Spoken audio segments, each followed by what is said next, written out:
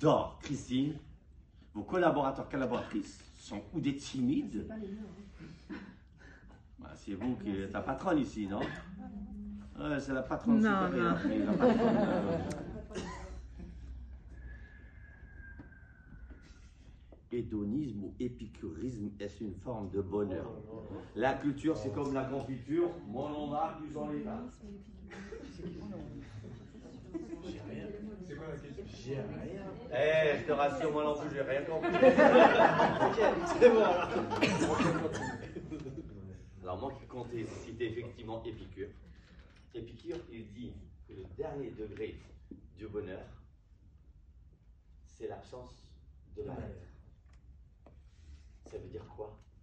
Ça veut dire que quand vous voulez être heureux, la première des choses à faire, commence déjà par ne pas te faire du mal toi-même. Pourquoi je vous dis ça? Vous savez, excusez-moi.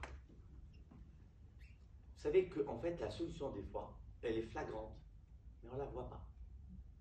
C'est comme l'histoire des ados ou moins ados qui souffrent. On dit, qu'est-ce que tu fais avec un tordu pareil? Je veux dire, c'est de la poubelle. Dégage. Ah ouais, mais ça c'est l'amour de ma vie. Tu es en train de... Je comprends pas. Tu es mal dans ton travail, tu es mal dans ta vie. Tu es en train de... Change. Qu'est-ce qui t'empêche de changer? Change. Il y a des fois que le changement n'apportera pas de solution. Pourquoi? Le problème, c'est pas l'autre, c'est pas le lieu où vous êtes, c'est vous-même. Donc vous pouvez changer d'hôtel, vous pouvez aller travailler au Savoy, ce que vous voulez, vous allez toujours être malheureux. Pourquoi? Parce qu'en fait, le problème, c'est pas le lieu où vous êtes, c'est vous-même. Mais parfois, c'est le lieu où vous êtes qui pose problème. Le lieu où vous êtes, c'est-à-dire le travail que vous êtes, ou le compagnon ou la compagne avec qui vous êtes. Et là, avant de chercher à être heureux, cherchez déjà à ne pas être malheureux ou malheureuse. C'est-à-dire cherchez déjà à ne pas vous mettre vous-même, consciemment ou pas, dans des situations qui ne font que vous donner de la douleur. Pourquoi? Je suis désolé de vous dire, vous êtes allé dans un restaurant, vous avez mal mangé, vous avez été mal reçu, et en plus de ça, vous avez payé cher. Si vous repartez dans ce restaurant, c'est que vous êtes maso les mecs. Donc, Épicure, il dit déjà, commence déjà la forme de bonheur, c'est déjà de commencer par éviter de te faire du mal. Et beaucoup plus souvent qu'on ne le pense, je vous assure, c'est vrai. Moi, je vais vous raconter des cas, mais la solution, elle est évidente. Parce que de temps en temps, dans mon travail, la solution, elle est bête. Quand je vous dis bête, c'est bonjour et des gars. J'avais une fois un gastro-entérologue qui m'a envoyé un de ses patients. Il me dit, écoute, Jacob, il est constipé depuis 1 an.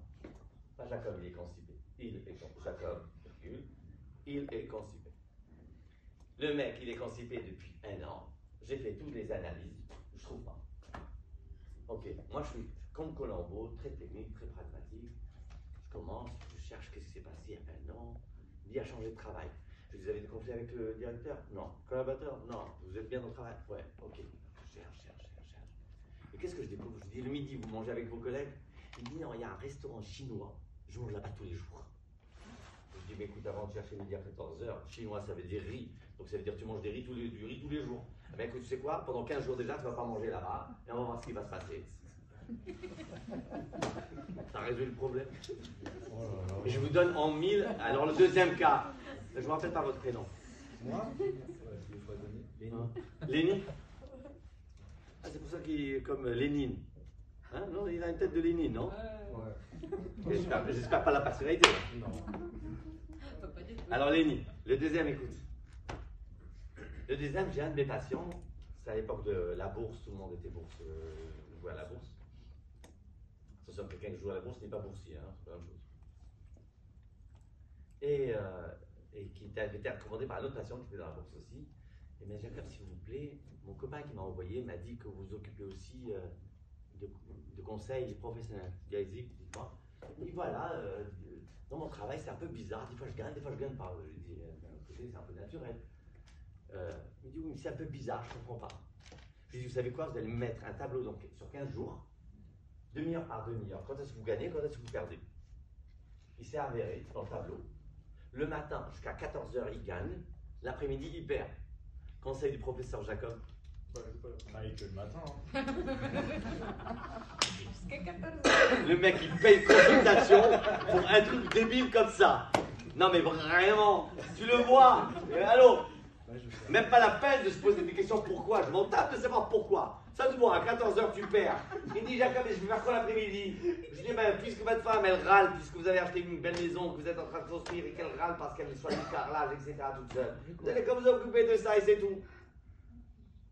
Ça veut dire il y a des fois, commence déjà par enlever les choses qui te font du mal. Alors l'hédonisme, juste rapidement. Le problème de l'hédonisme, c'est qu'on a dit tout à l'heure. Qu'est-ce que c'est? L'hédonisme, c'est une sorte de passion du plaisir, une recherche du plaisir. Le problème du plaisir, je vais vous le dire, c'est un peu